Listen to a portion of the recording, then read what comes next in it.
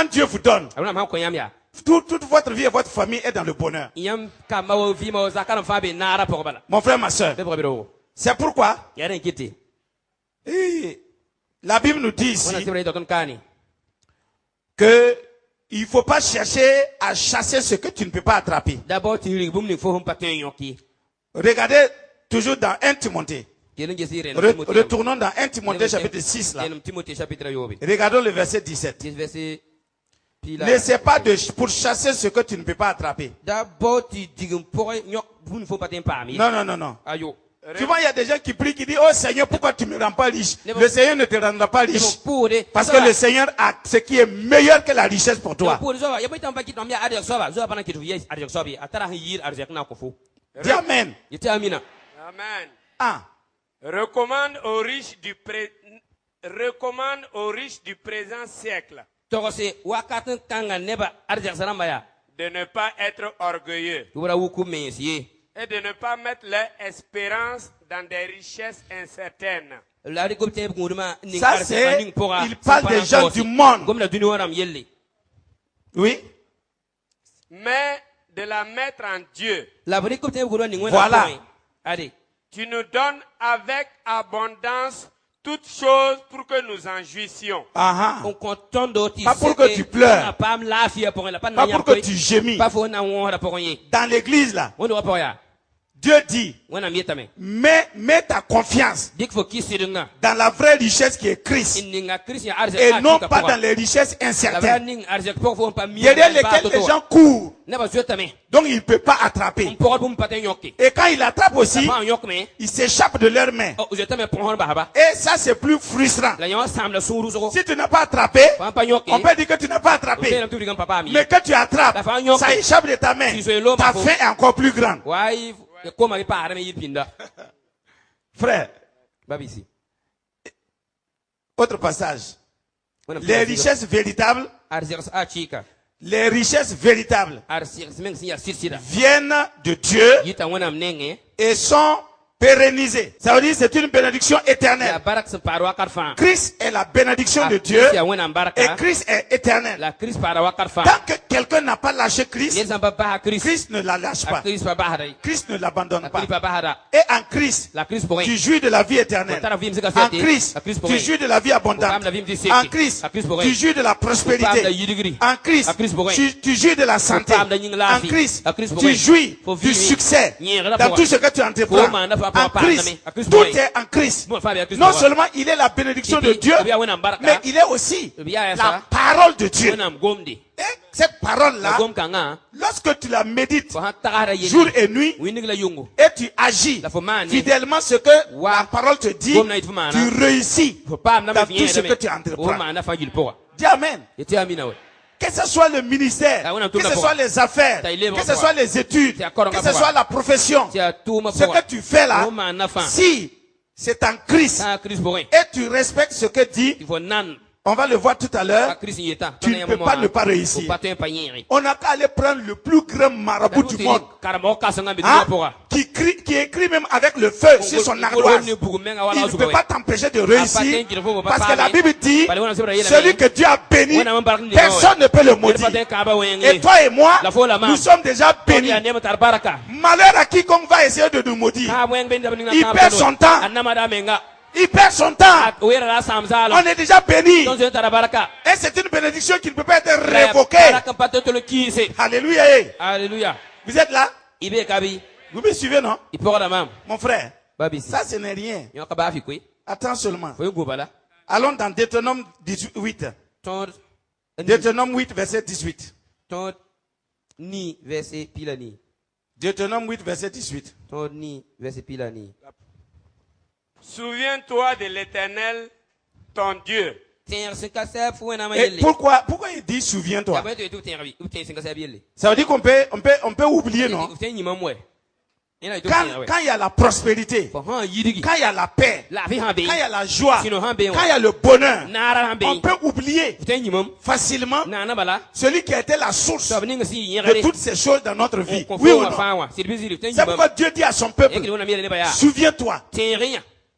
Souviens-toi. Beaucoup d'entre nous, On est dans des situations, on est dans des positions, on est dans des bénédictions aujourd'hui. Donc nous avons oublié qui a été la source pour que nous soyons là où nous sommes. Dieu dit, souviens-toi. Souviens-toi, hein. Vas-y. Car c'est lui qui te donnera de la force. Pourquoi? Pour lutter contre les Samo? Hein? C'est la force pour lutter contre le taureau de Nayara? Hein? C'est la force pour faire quoi? Continue. Pour les acquérir. Acquérir quoi? Les richesses. Afin de confirmer, comme il le fait aujourd'hui, son alliance qu'il a jurée à tes pères. Dis Amen. Il a fait une alliance avec Israël. Et il dit à Israël, moi ton Dieu, je ne vais pas faire descendre les richesses, l'argent, avec les caisses pour te donner. S'il le fait, il n'est pas Dieu. C'est un Guinémori. Mais il dit, je vais te donner la capacité. Je vais te donner la capacité de faire quoi? D'acquérir. Je vais te donner cette force. Elle est divine. Une force divine qui va venir de moi pour te permettre d'acquérir ces richesses-là là où les gens le cherchent avec chagrin, avec des pleurs, avec des larmes et dans l'échec. Toi, je te donne la force de les acquérir. Ça veut dire de réussir. Et cette force-là, c'est pas des muscles. En réalité, c'est la sagesse. La sagesse de Dieu est une force qui te permet d'acquérir toutes les richesses dont tu as besoin. Cette sagesse donne à un enfant, le dernier de la classe, à passer premier de sa classe. Cette sagesse donne à un homme d'affaires qui a échoué dans ses affaires à passer de l'échec à la réussite. Cette sagesse amène un homme donc qui a échoué dans son foyer à rendre son foyer un paradis. Cette sagesse donne à un pasteur qui commence de rien à devenir à se multiplier et à remplir toute la terre. La sagesse de Dieu, c'est Dieu qui donne. Dieu parle à son peuple. Il parle à ceux qui sont dans l'alliance. C'est avec qui il a fait une alliance. Il a fait alliance avec Israël. Ça c'est vrai. Mais si on s'arrête là, tu vas me dire, mais pasteur, moi je suis burkinabé. Je ne suis pas israélite. Je suis d'accord avec toi. Tu n'es pas israélite. Mais tu es burkinabé. Tu as accepté Jésus-Christ dans ta vie comme Seigneur et Sauveur. Alors que ce Dieu-là qui a fait l'alliance avec Israël a dit que de par la descendance d'Abraham, il va bénir toutes les nations de la terre. Alors, ouvre ta Bible. Regarde dans Galates. Galates chapitre 3. Galates 3, verset 13. Alléluia. Alléluia. Vous me suivez, non? Vous comprenez quelque chose dans ça? On est en train d'aller vers la fin. Galates 3, verset 13.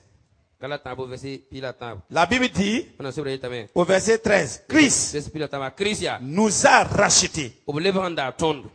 Dis Amen. Il nous a rachetés de la malédiction de la loi On ne parle pas de malédiction ancestrale ici. La malédiction de la loi. Parce que la Bible dit que quiconque n'a pas obéi à la loi est maudit. Et Adam a été maudit avec toute sa descendance.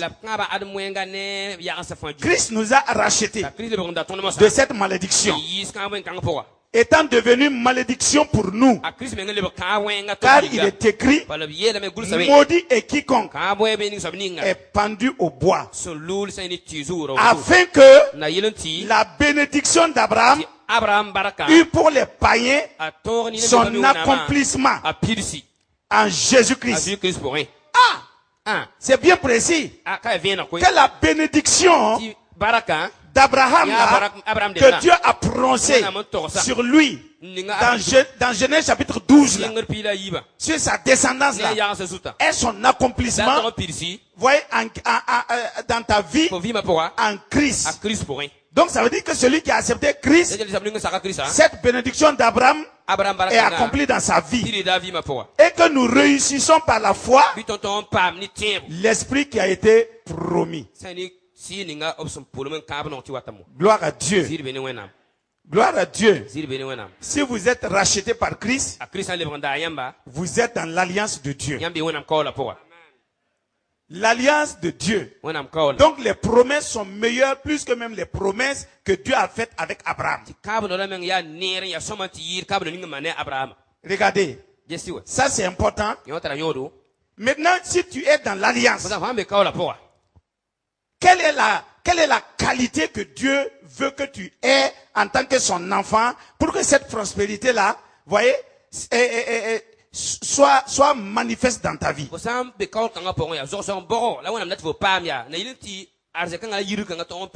Je te lis un passage dans 1 Roi. 1 Roi chapitre 3, le verset 3. La Bible dit, dans 1 Roi, chapitre 3, verset 3, Salomon aimait l'Éternel. Salomon c'est qui? Le fils de David. On a parlé de lui il y a 2 semaines en arrière. Il aimait qui? Il aimait l'Éternel et suivait les coutumes de David son père. Vous voyez? Seulement, c'était sur les lieux, sur les hauts lieux qu'il offrait les sacrifices et des parfums. Ce que je veux que tu retiens ici, souvent nous parlons de la bénédiction et de la prospérité de Salomon, à tel point qu'aujourd'hui même les sectes ésotériques ont pris les différents piliers du temple de Salomon pour en faire des clés pour la richesse, la réussite. Et ce qui n'est pas catholique, comme on le dit avec la Bible, ce sont des pures inventions. C'est de la sorcellerie, la magie. Dieu n'a pas dit que chaque pilier dans le temple là est mystique. Mais Salomon, qui a construit ce temple là, était un homme qui aimait Dieu. Demande à ton voisin, est-ce que tu aimes Dieu?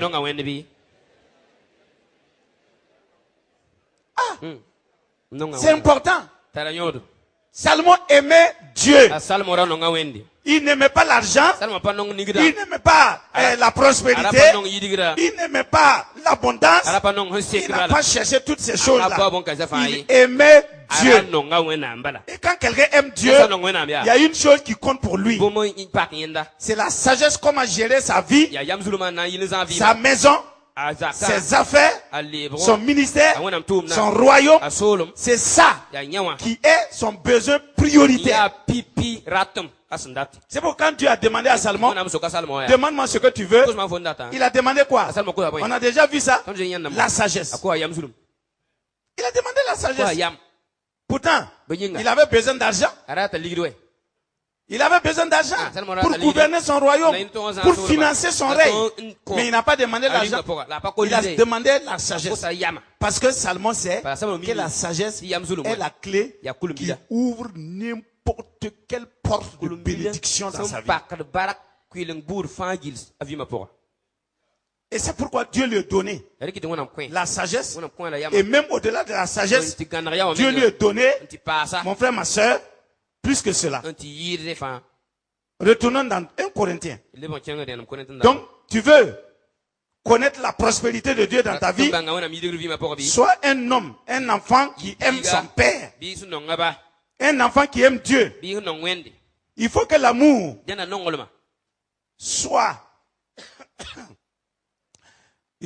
soit le premier dans ta vie. L'amour de Dieu soit le premier dans ta vie. 1 Corinthiens 2, verset 9. Souvent, on demande à quelqu'un. Un jour, il y a un homme qui a manqué sa fiancée comme ça. Il est parti voir son fiancé. La fiancée lui a dit, mais je veux que tu me réponds. Entre moi et Dieu là, tu aimes qui?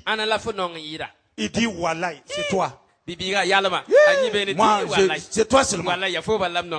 La fille a dit, merci beaucoup. Bye bye. Bye bye. Je ne veux pas un homme qui m'aime plus que Dieu. Je veux un mari qui aime Dieu et qui m'aime. Là, je sais que nous allons mieux vivre. Il a perdu sa femme comme ça. Oui. Souvent les gens le disent, mais toi quoi? Même si Dieu me dit de faire descendre le soleil pour toi, je vais monter. Menteur, tu as quel escalier pour monter là-bas pour chercher le soleil? Et les filles croient à ça. Quand les personnes disent ça, elles croient que c'est vrai. Elles commencent à rire. Tu vas pleurer comme tu ris.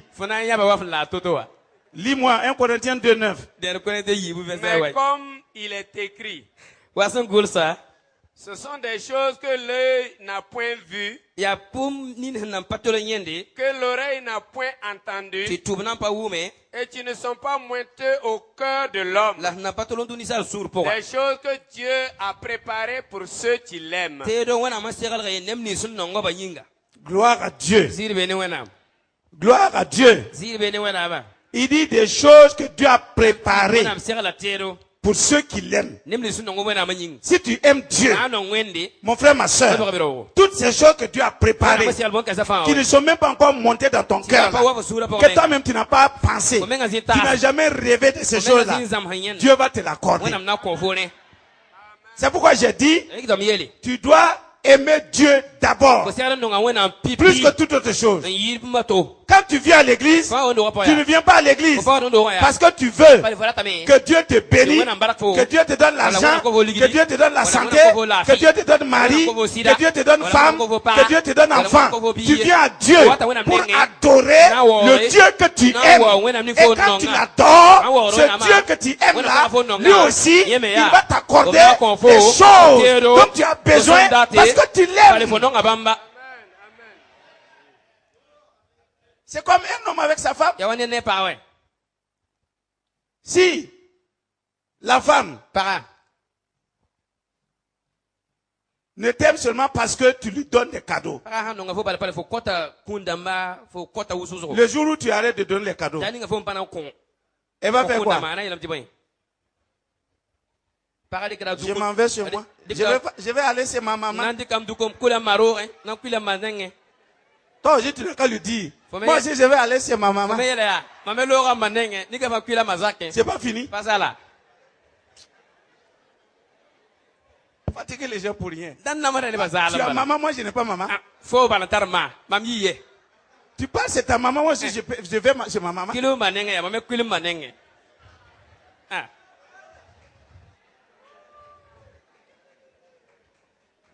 Mon frère, pour accéder au monde merveilleux dont nous aspirons, le monde de ces bénédictions que nous appelons richesses, c'est-à-dire les richesses divines, votre amour pour Dieu doit être réel.